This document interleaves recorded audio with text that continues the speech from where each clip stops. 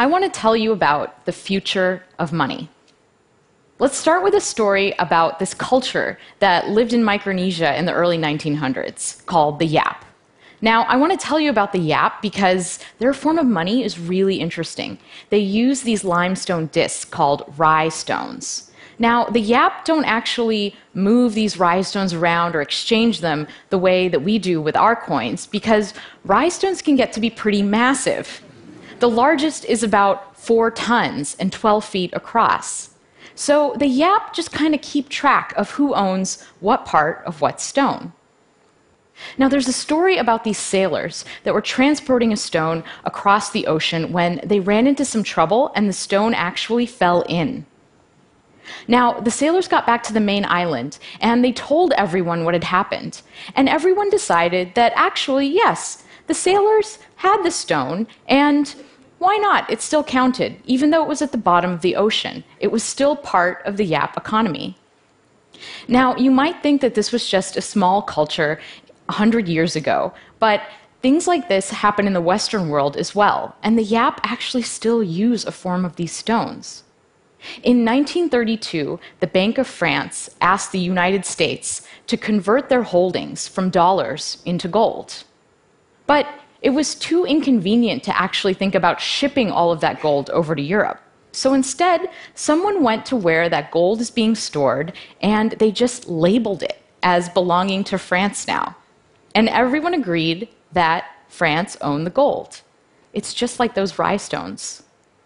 The point I want to make with these two examples is that there's nothing inherently valuable about a dollar or a stone or a coin. The only reason that these things have any value is because we've all decided that they should. And because we've decided that, they do. Money is about the exchanges and the transactions that we have with each other. Money isn't anything objective. It's about a collective story that we tell each other about value, a collective fiction. And that's a really powerful concept. In the past 2 decades, we've begun to use digital money. So I get paid via direct deposit, I pay my rent via bank transfer, I pay my taxes online, and every month a small amount of money is deducted from my paycheck and invested in mutual funds in my retirement account. All of these interactions are literally just changing ones and zeros on computers. There's not even anything physical like a stone or a coin. Digital money makes it so that I can pay someone around the world in seconds. Now, when this works, it's because there are large institutions underwriting every 1 or 0 that changes on a computer. And when it doesn't, it's often the fault of those large institutions, or at least it's up to them to fix the problem. And a lot of times they don't. There's a lot of friction in the system. How long did it take the US credit card companies to implement chip and PIN? Half my credit cards still don't work in Europe. That's friction. Transferring money across borders and across currencies is really expensive. Friction. An entrepreneur in India can set up an online business in minutes, but it's hard for her to get loans and to get paid.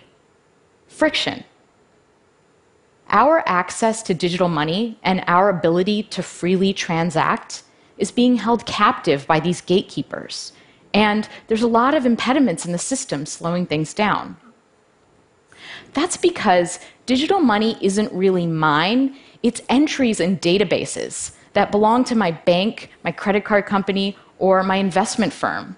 And these companies have the right to say no. If I'm a PayPal merchant and PayPal wrongly flags me for fraud, that's it. My account gets frozen and I can't get paid. These institutions are standing in the way of innovation. How many of you use Facebook Photos, Google Photos, Instagram? My photos are everywhere. They are on my phone, they're on my laptop, they're on my old phone, they're in Dropbox, they're on all these different websites and services. And most of these services don't work together. They don't interoperate. And as a result, my photo library is a mess. Now, the same thing happens when institutions control the money supply. A lot of these services don't interoperate, and as a result, this blocks what we can do with payment, and it makes transaction costs go up. So far, we've been through two phases of money. In an analog world, we had to deal with these physical objects, and money moved at a certain speed, the speed of humans. In a digital world, money can reach much farther and is much faster, but we're at the mercy of these gatekeeper institutions. Money only moves at the speed of banks. We're about to enter a new phase of money. The future of money is programmable. When we combine software and currency, money becomes more than just a static unit of value, and we don't have to rely on institutions for security. In a programmable world, we remove humans and institutions from the loop. And when this happens, we won't even feel like we're transacting anymore. Money will be directed by software, and it will just safely and securely flow. Cryptocurrencies are the first step of this evolution. Cryptocurrencies are digital money that isn't run by any government or any bank. It's money designed to work in a world without intermediaries. Bitcoin is the most ubiquitous cryptocurrency, but there are hundreds of them. There's Ethereum, Litecoin, Stellar, Dogecoin, and those are just a few of the more popular ones. And these things are real money. The sushi restaurant down my street takes Bitcoin.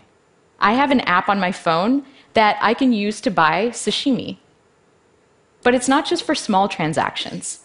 In March, there was a transaction that moved around 100,000 Bitcoins. That's the equivalent of 40 million US dollars. Cryptocurrencies are based on a special field of mathematics called cryptography. Cryptography is the study of how to secure communication, and it's about two really important things: masking information so it can be hidden in plain sight, and verifying a piece of information's source. Cryptography underpins so many of the systems around us, and it's so powerful that at times the US government has actually classified it as a weapon.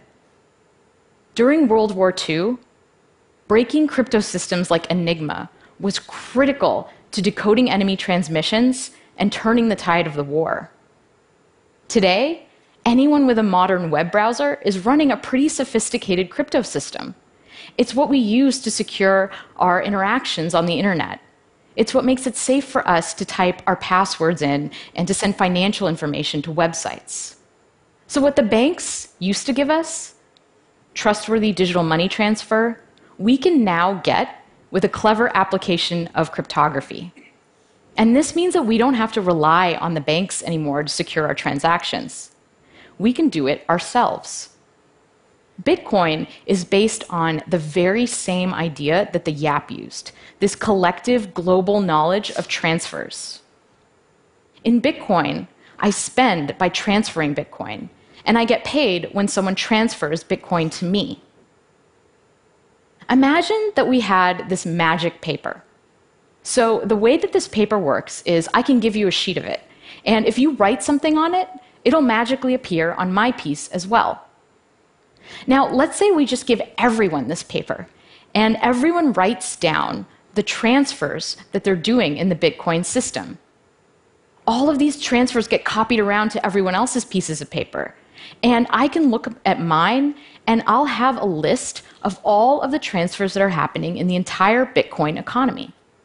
This is actually what's happening with the Bitcoin blockchain, which is a list of all of the transactions in Bitcoin, except it's not done through paper. It's done through computer code running on thousands of networked computers around the world. All of these computers are collectively confirming who owns what Bitcoin. So the Bitcoin blockchain is core to how Bitcoin works. But where do Bitcoins actually come from?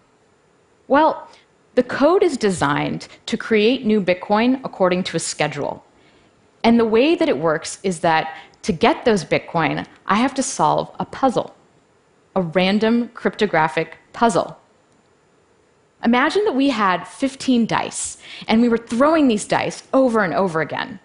Whenever the dice come up all sixes, we say that we win.